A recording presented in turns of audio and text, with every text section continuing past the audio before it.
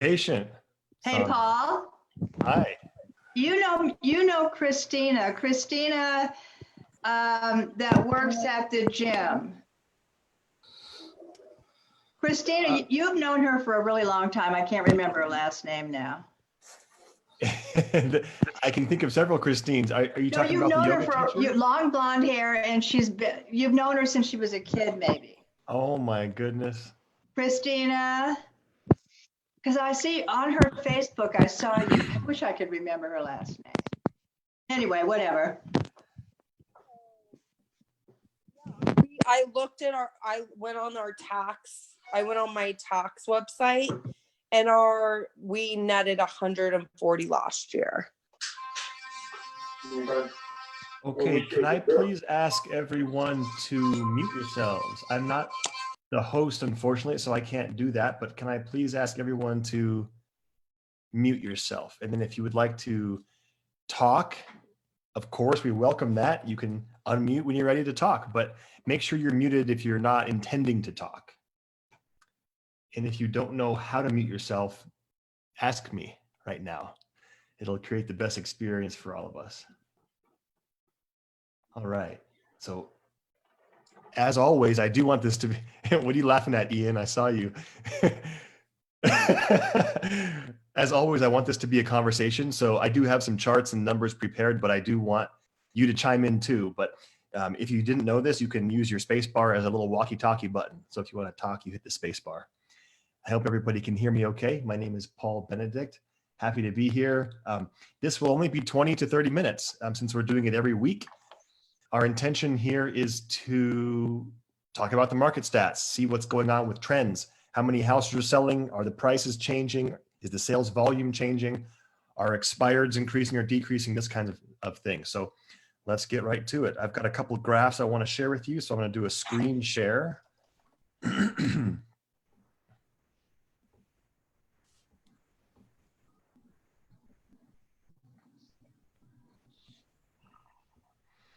Okay, I hope everybody can see that.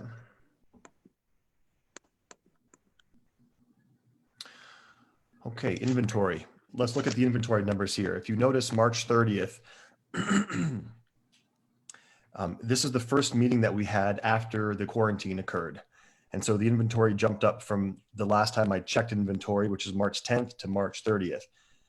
And this is everything in areas 101 through 606 in the Las Vegas Valley. 1 week later, April 6th, the inventory jumped up from 7130 to 7408. Last Monday when we met, April 13th, the inventory was 7626. And as of today, about 3 hours ago, it's 7864. So every week it is jumping up. Under contracts, April 6th, you see how many were under contract there. And this is both show and no show. 1 week later, the number of under contracts dipped. And then as of this morning, it dipped again. We're not talking about a ton, but there is a clear trend going on. Sales volume, interesting. Okay, now this is for the past 7 days. So on March 30th, looking back 7 days, so this is the 7 day prior to the date that you see here, 878 closings occurred. So from March 30th to April 6th, there were 764. From April 6th to April 13th, 605 closings. And from April 13th to April 20th, there were 530. So there are closings happening. However, there's an obvious trend. Before I keep going on the charts there, let's go over to our graph. I know that the text is kind of small here. And as always, this is available to you guys. I'm going to put the link so you can download this from my Google Drive. Let's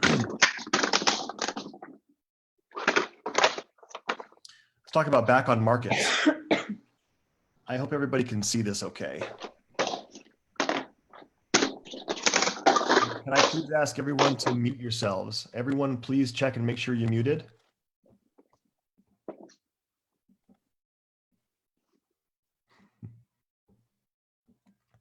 Okay, on April 6th, when you look back 7 days from April 6th, 336 properties came back on the market. If you look at April 13th, in the past 7 days, 246, And as of this morning, the past 7 days had 234 houses come back on the market. So there's a definite trend here. So fewer houses are coming back on the market. And I'd like you to chime in if you have any thoughts on this, but my distinct sense is that fewer houses are selling, fewer houses are going under market and therefore under contract. So therefore fewer are coming back on the market. So if this doesn't make sense to anyone, please ask and I'll clarify what this means. Price reductions. We're looking for trends here. So after the quarantine happened, which was in mid-March, we're looking for trends after that, obviously. So April 6th, past 7 days, there were 663 price reductions. The next week, there were 530. And then just this past 7 days, 618 price reductions. So not really a trend happening there yet, but we're still seeing a lot of price reductions.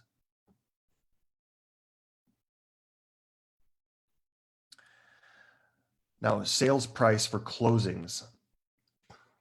As of this morning, the past 7 days, and this is single family detached houses, prices are still holding kind of strong here. So the past 7 days, the median price in Vegas is still $315.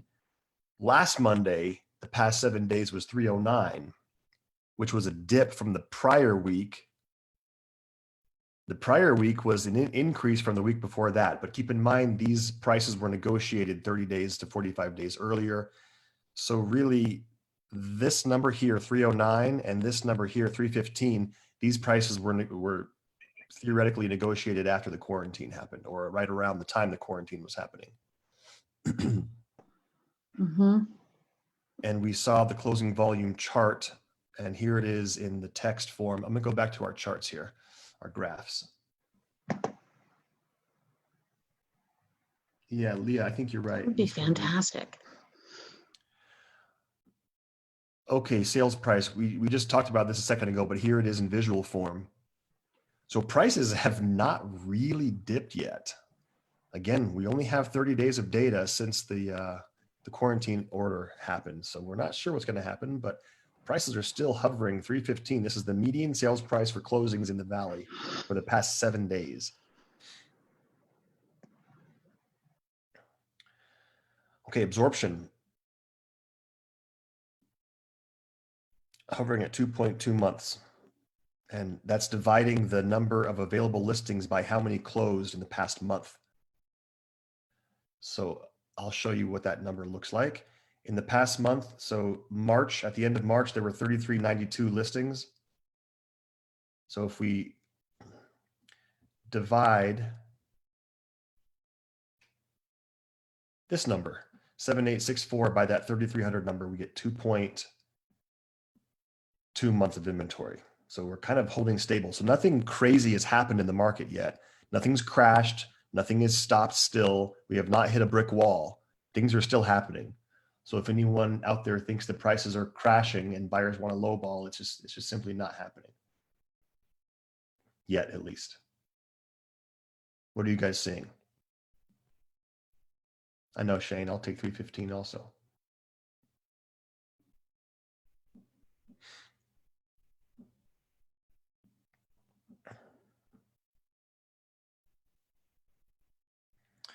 Okay, we didn't talk about withdrawals yet. Let's look at that.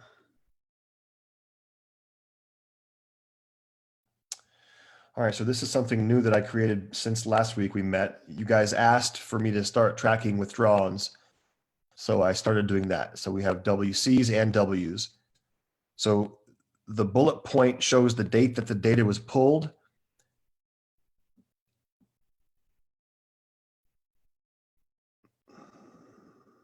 Robin, if you want to chat, go ahead and unmute yourself.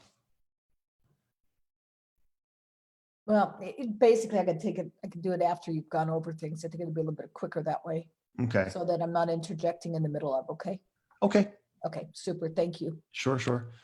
Okay, withdrawals. So I went back in time to the end of March when we first had this first weekly mastermind meeting. The past 7 days, there were 81 withdrawals, and this is conditional, meaning the sellers still have some intention to sell. They're just taking their property off the market for a period of time. 81. The next week there were 95, then 78, then 80. So nothing's really trending up or down there, really. We're kind of hovering there. I divided those by the days, so we have a certain number per day, and then we have just straight withdrawals. Here, 124 for the first week, 140, 128, and then 113. So these past 3 weeks, there is a slight decline. And I believe this is in correlation with the number of new listings that are coming on. There are fewer new listings being listed, so therefore there are fewer withdrawals happening. And then if you look to the right, the way the market snapshot on the front page of our MLS, it gives us the option to go back 7 days, 3 days, and the past 24 hours. So I just went ahead and put all that data for all these, so you can see in real time what's been happening. So in the past, so this number right here in the past 24 hours from this morning, when I pulled the number, 5 properties were withdrawn. And up here, this is 8 properties have been withdrawn conditional.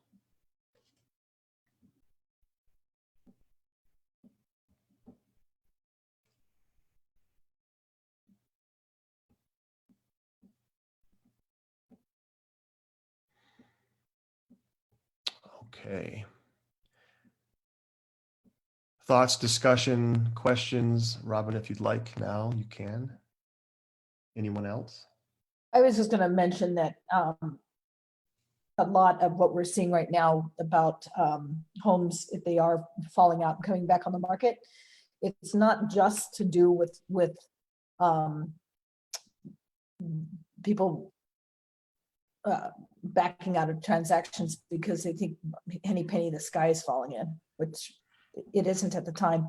We just have to be very conscientious of what's on with your loans and really dig into it. I got to dig into a couple loans last week. They were not my buyers. They were I'm the listing agent, and neither one of these agents happened to be the agents that are listening. So if I bruise somebody's feelings, I'll bruise somebody's feelings.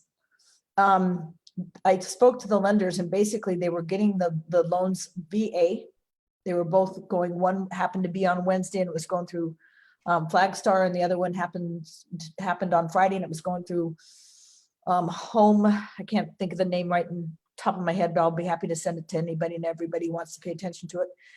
And basically what they were doing is they were going ahead and approving these buyers and that had been in escrow and gone through the whole process, and the FICO scores were 680 and above, yada, yada. And they were coming back and saying, yeah, we'll still give you the loan, but instead of that 3.5 interest rate, we're going to charge you 5.125 was one. The other one was just over 4.875. One was $16,000 in fees. One was $12,000 in fees. Of course, we know the VA buyer can't pay those, so it would have to go to the sellers. And basically, it was highway robbery, and they were just trying to say, we really don't want to do VA loans, but since the two of them happen to be, if you check into them, their percentage is extremely large of how many loans they handle out there for VA. So we just have to be conscientious of what's going on, know who to obviously go through, make sure that they're not, check, do a little background. Who are they selling the loan to? So that you know, A, that your buyer's going to close, and that they don't get in a situation as such, because I can't be, if I'm handling so many listings and I'm digging and finding things out. And again, I won't go into the whole story, but I've got lots to share on that can help people. Just know who's got the loan and know who's handling it, and know who's buying it, because all of that's going to affect. And we haven't heard anything like that since 2008. I agree. Are there any lenders on the call? If there are, I'd love to hear what's going on with underwriting guidelines. Are furloughed employees able to qualify, or do you have to actually be working? I'd love to know what they're doing out there. Ian, I think you had something about that and you typed. Did you type something, Ian? No, okay. They are tightening their guidelines, that's for sure. Does anybody know if furloughed employees are able to qualify, or do they have to actually be working? Hey, Paul. So I have a couple of friends that work at the Venetian Palazzo Hotel, and I was in the process of getting, pre-approved and everything ready to go. And we were getting ready to shop right before this happened. And a guy that I do a lot of transactions with on the loan side. He's you know, he has to wait till they go back to work for them to get approved now, because we're supposed to come back May 1st. They don't know if that's going to happen now, so they're in a holding pattern basically. So it's hard for them to get loans if they don't know if they're getting brought back or not. So I don't know if that answers the question, but I'm finding it harder for people to get loans because they're not furlonged. They're getting paid still. They're just not. There's no guarantee they're going to have a job in a month from now. We don't know what's going on, so I don't know. That even answers that question. Hey, Paul.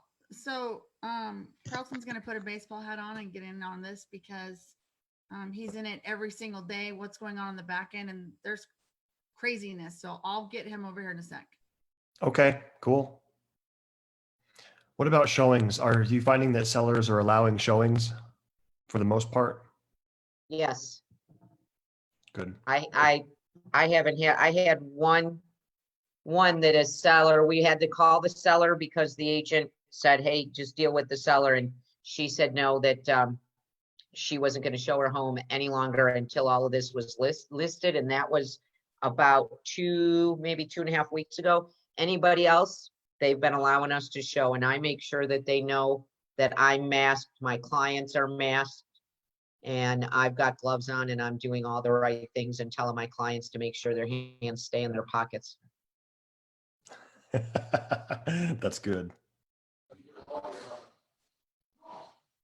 Hey, Paul, the answer to that, which a lot of people have to think about from a listing perspective, is a lot of it has to do with what the age and the condition of your clients are. So if any of them have had anything that they can't be exposed, we listed 2 properties last week that they couldn't show, and we've got 2 offers on one of them. We already have multiple offers on one of them. So it's all home sell. It's just all how you do it and how you go around it. And you got to make sure no matter what that, yes, I was, before we were even chased out of the office, I had signs up on my seller's properties saying, you will wear booties, you will, the agents, you will wear gloves, your clients are going to keep their hands in their pockets and not touch anything, and no kids allowed, and take the stuff with you when you leave. I don't want it in the house. So that was all started, yet I just really want to emphasize the fact that we still have to make sure that we know exactly where our clients are, and that if they have underlying conditions that they can't have people in the house, great. There's ways to sell the home, and they will sell, and we've proven that. I'm doing a search for a client, a buyer, and they don't have any pictures up yet. So, and he said, just call the seller and make arrangements to see the house. You can go over there and see it today. Well, I called the client. I don't really want to go in any houses myself that are occupied, but I had her FaceTime me through her house. She was an older lady too. And I had her FaceTime me through the house so we could see it. I've recorded it on my phone. I don't know if that's allowed, but I self-recorded it on my phone because I didn't have my client on the phone with me. And then I played it back for her.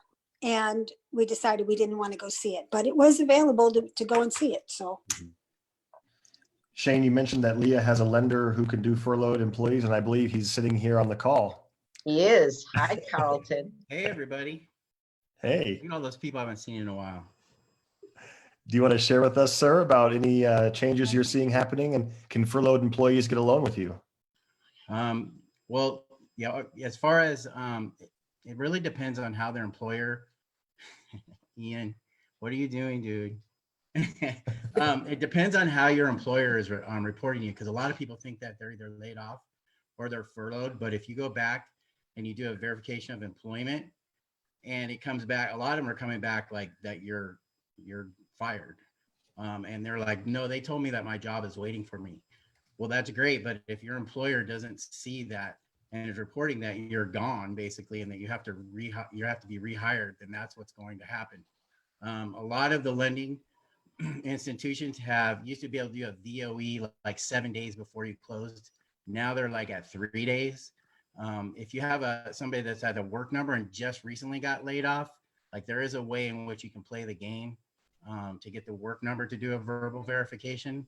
So it just depends literally how it's being reported. If you are laid off, and it says you're laid off, and you can show an updated paycheck stub, hey, I can get you a loan. I'll just average back.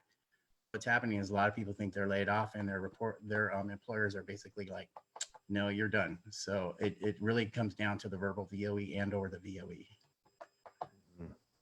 Any questions on that? What about for investors? Can you still buy an investment property with 20% down and the similar guidelines? Yeah, you can. Well, so this is what's happening. So the number one thing, well, there was complete chaos in the secondary market, what's going on, but now it's just a matter of capacity. In a given year, there's like 11 trillion loans out there. In a given year, buying and selling and refinancing and doing all that stuff, we go through about 3 trillion.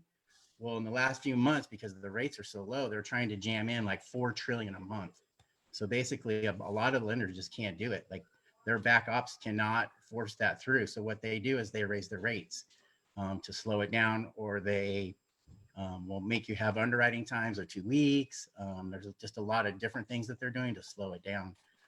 But as long as there's still, if you do 20%, but everybody knows if you do 25, you're always going to get a better rate. Those loans are still out there. It's just one of those things where you have to go find them. They did cut off all the non-QE stuff, which is the qualified QMs. I mean, the qualified mortgage stuff, because basically those investors didn't want to take risks on the back in the secondary market. So they are out there though. You can find them. They're starting to come back. There's a few things that are doing jumbos. They cut down jumbos, but jumbos are starting to come back. Are the guidelines stricter? Yes. So if you're going to do any of that stuff that's not, down the middle, all that type of stuff, you're probably going to have to go back and look at your guidelines because those have been updated. But in general, can we still do 5% down? Yeah. Can we still do conventional? Yeah. You'll hear a lot. I think Chase just raised their credit scores up to 700, and you had to do 20% down. That's Chase. There's a lot of other programs and banks out there that will do different stuff. So it just depends. They're just trying to slow stuff down right now because everybody's very insecure of the fact that people are going to lose their jobs, and there's just not a capacity to do stuff. Thank you, Carlton. Christopher, do you have anything that you want to share with any of this?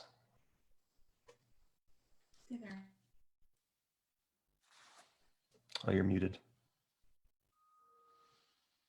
No, not this week. I'm getting some more numbers I'm working with Adrian's group, so I might have some stuff. I saw that the Mortgage Bankers Association did say that forbearance was up to like from 3.7% to 5.9% on number of loans that are in forbearance. And that compares to like 0.25% on March 2nd. Gotcha. Can I talk on forbearance just a little bit? Basically on forbearance, just be super duper careful. What the banks are doing is they're basically they'll do forbearance for 3 months, 6 months. And what I'm seeing in the market is as soon as those 3 or 6 months are over, you have to pay that all back. They're not putting it on the back of the loan. If sometimes you'll find that they will, but in general, they're not. And they're still reporting on your credit report as a forbearance, which is the same thing as like a short sale or cash for keys back in the day. Like it's not good. So if you do not have to do that, do not do that, because that will sting your credit for a while if they do, from everything that I've seen. So yeah, if you have to do it, do it. But just know you better have an outlet, and you can't refinance if you have forbearance on your credit, because a lot of people are saying, hey, we'll just do 3 months and then we have to pay that lump sum. We'll just refinance. Well, you 12 months of updated mortgage history. And if you don't have it, it has forbearance on there, you're done. So just be extremely careful on people that you're telling to do that. Very interesting. I'm going to recap the charts one more time so you can have top of mind what the market is actually doing when people ask, because everyone seems to be asking me, so I'm sure your clients are asking you. So let's go over this one more time, just quickly together.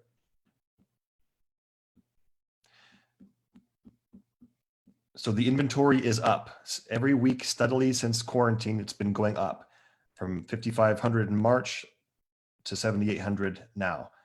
Inventory is up. Under contracts are slowly trending down.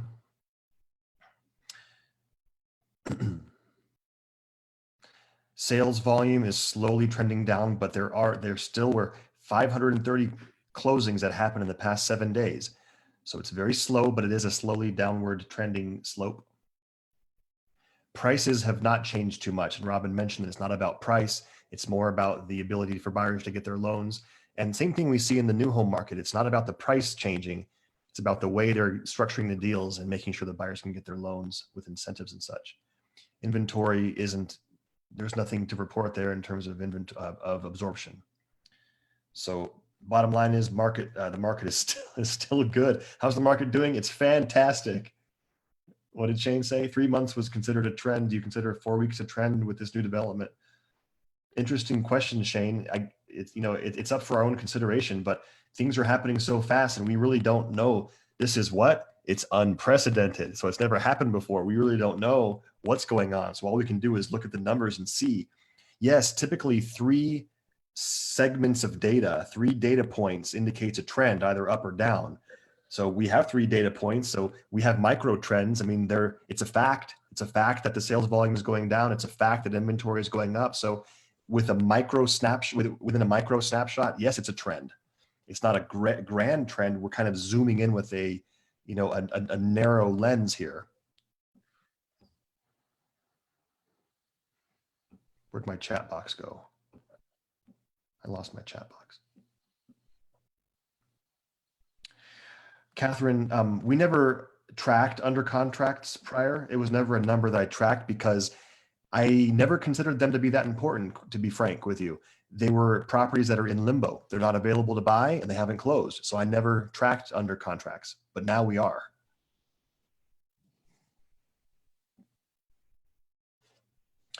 All right, I'll leave it open for any questions or other topics of discussion. If you want to download these graphs, I pasted the links in the chat window here. So you just copy the links, paste them into your browser, and you can download them. Thank you, Paul.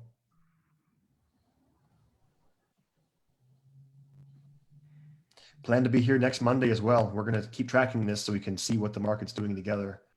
Christopher always has good data to share also, and he'll probably have more stuff for next week. Pat, you are the man.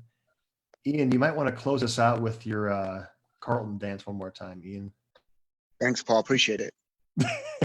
Of course. It's great to see everybody.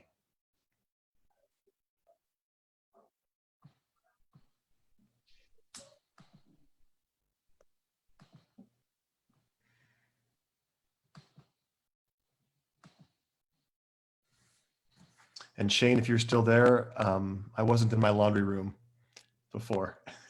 It was in my kitchen. Ass.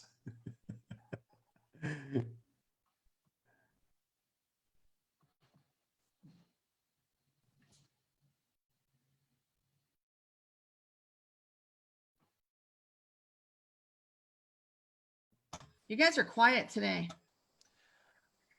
I think that's all there is to be said. The market's still Really? good. Why is everybody so quiet? Are they sad? Or is everybody just working? Are you task switching right now? I know Pete's task switching. I don't know what he's doing, where he's going, but so I just wanted to say, what's everybody's thoughts about what's going to happen this summer? Like, what are you going to do? Everybody's like double downing on their lead gen and making your phone calls and whatnot. But if this inventory continues to go up, the sales keep going down, and the under contract keeps going down, do you guys have life preservers, or like, what are your thoughts around all of that? Because I get on a bunch of Zoom calls and I'm just curious at what the office, most of us are in this office that are on this. And I'm just curious what everybody's mindset is, because some people are high on life and everything's positive, but they're not really having real conversations, and other people are just quiet. So I'm just curious to hear from some of my associates how you guys are doing. Shelly Seabeck, I'm talking to you. Look at me when I'm talking to you. No, I'm just kidding. I'm just joking. Nothing. Everybody's just quiet and Leah, cool. I think it's going to rebound. It's going to be slow, Yeah. but it's going to rebound. I don't think it's doomed. I don't think the end of the world is here. Yeah, I don't either. I think it's going to get pretty busy. There's a lot of people that just want to move. A lot of So, buyers are putting their plans on hold. I mean, I had a handful that literally just said, hey, we're going to put it on hold. That doesn't mean they're not going to buy a house. It means they're just not going to buy a house right now. So there's a lot of pent up demand. Todd, you got to unmute yourself. I think Todd's trying to talk to us, but he got frustrated. He's talking to himself. He just got frustrated and got up and left. Do you guys know about the Stanford study? no, what's the Stanford study? It's antibodies. They did an antibody test on like 3,000 people in Santa Clara County, the Bay Area. And they're showing 50 to 85 times the number of people that they thought had the virus actually already had it. That's what the study said. It was done by Stanford, so it wasn't like, quackadoodle. If that Meaning- extrapolates, Go ahead. What does that mean? if that would extrapolate out to the entire country, that means 10% of more than 10% would have already had it, as opposed to whatever it is, 1% now or less. So what that means is that you're way more less likely to die from it. I think if they do more studies and that proves out, then we're going to go back to much closer to normal really fast. And this all will have been, obviously there's New York and stuff, but so it could be very good news. Hopefully it is. Hopefully there's more studies like that very soon that prove out to have that exact same information. And most states are looking at starting to open things up sometime next month. So I think we're definitely going to struggle. The volume is going to be down, I think, for next 2, 3, 4 months. And a lot of agents are going to leave the business. And we just got to stay at it and hold your course and get through it. Don't you think too, Paul, this is what I think, and maybe Shelley, you can chime in because you've been around for a long time. Joni's around here somewhere. Don't you think too that in general, Las Vegas people are more hypersensitive to what's going on regarding real estate than others? Because when we had the crash last time, it was so terrible for so many people that we kind of still have a little leftover PTSD. And so a lot of people that don't have the information, which is why it's really important for us to talk to our clients and get that information out there. A lot of people are still waiting for the bottom to fall out, or because they're not sure, they're just going to freeze and not do anything. And I think people are so nervous beyond even being reasonable, because I had 2 buyers this week go on the fence for no reason. After talking to them, it really doesn't make sense for them to do that, other than they just were uncomfortable because they're so consumed with what's going on in the media and the news and coronavirus and all that, do you know what I'm saying? So here's the theory, guys. So here's something to think about. They always talk about how like everybody's cooped up. So there's either going to be like a lot of divorces or there's going to be a lot of babies being born. So that's actually really great news for us, right? Because if people split up, then they're going to have to probably, sell off their properties. And then, that's always a win-win, because then if you can sell each of those another house, that's like 3 deals. And if they have more babies, they're going to need bigger houses. So, I don't know. I'm being optimistic about this. I think it's a good thing. I don't think it's going to be, I think it's really going to be short term. It's not going to be anything like the recession that we had. That's just my opinion. Well, I was saying, I think we think the same. I'm saying the general public. Well, so I think, like with your buyers that you're talking about, are they allowing you to supply them, whether it's through email or verbally, with the information and the data? And are they being honest with you with what their fears are or what's holding them back? Because so the people that I'm talking to, I literally had a client say to me today, she's like, oh my God, Joni, like, I am so excited that we are so close, because they've been working on some credit things that am I the only crazy person that's super excited that I'm going to be able to buy like really soon because I did what I need to do? And I said, no, you're certainly not alone by any means. And then talking to another client who's going to be listing a couple of homes, has it slowed down a little, like Paul said, and with the numbers somewhat? Yeah, but I think that overall, for what we went through last time, and this is different. Paul said it's unprecedented. it's what are these people doing?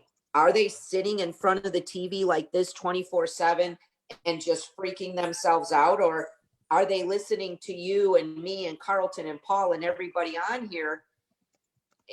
We have to dig to get to what the real fear is. And it's about us asking the questions. And I know we have to be extra careful and extra empathetic and make sure that they don't feel like they're just deal to us. But I think that some people are they're just scaring themselves into paralyzation. So we just have to do everything that we get the right information out there. And I really haven't had anybody be in bad shape like that. But I'm sure I'll run across some as well. But I agree with the fact that I think it's going to be a minute, right? But A minute. I don't think it's anything like what we went through, because quite frankly, and I know I've said it before on some of these calls, I think some people are going to say, oh my God, if this would have went on for a couple more months, we could have lost our home because we were furloughed or whatever we were. Guess what? We're going to freaking downsize. We don't want to have this same mortgage again, because what if this happens again? And so you're going to have those people. Then you're going to have the people that are tripping over each other, and only 4 of them in the house, and they want a house that's twice the size because they don't want to see anybody. I mean, and people that are sick of their homes. I think we're going to be okay. And I just think keep reaching out to the ones that just seem so scared and paralyzed. Look, just go back to the story that Gary Keller's 18% interest. Like, yeah, I mean, this is, people were buying and selling homes then. My dad bought one at 18%. Well, it wasn't 18. They were doing an agreement of sale in Hawaii back then, which was different. So people will move, and it's going to be fewer for a while, and we just need to buckle down and keep doing our jobs, and the people are answering the phone. Sorry. Same thing today. I had lots of great long conversations with people who are not going to sell right now. I think it was 10 very long, good conversations today.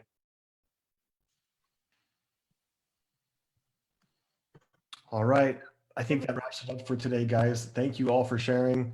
Make sure you download that stuff. I'll leave the meeting open for a few minutes, and then let's do it again next Monday and see what the numbers look like then, so we can ascertain the trends. I have one question, if anybody knows the answer. For school teachers, they were, Ian was, or not Ian, but Leah's, is it her husband, was talking about the loans. And I didn't know if school teachers, if they're still employed, or does it depend? Or has anybody heard anything on the school teachers? So I can speak a little bit in the school district. They're still employed. They get salaries, so they're all still employed. Okay, because most of them are still working. All right, great. Even though it's like remotely, but they're all still on. Yeah. Great news. Yeah. Thanks. Oh, that's Leslie. Hi, Yeah. Leslie. Good to see you. It's dark. Yeah, the person by my house is a retired military and a high school, middle school teacher. So I'm thinking he's got 2 incomes. Well, here's the only caveat to that, Carlton just reminded me to say, is that you tell them, the down payment assistance or the teacher programs, like all that, how much possible is shut down for now. Well, yeah, everybody, well, depending on your lender, but most of them are slowing it down because those are really, really risky. And so basically they're on the, I'm not going to make my first payment, which brings in a whole nother set of issues. So I think US Bank is pretty much trying to put the kibosh on that until everybody just needs to get their job back. When money starts flowing, it's going to go right back to the way it was. But there might be some lenders out there, but I know of like 5, and the website's still up, but they just won't do it because you have to remember those don't get off our backside for like 50 days. And so none of the correspondent lenders want to hold on to those for that long, and they just don't know if they're going to pay. So home is possible. I would say don't do anything like that for like maybe another 3 weeks. This person's got a VA loan. That's what he's doing.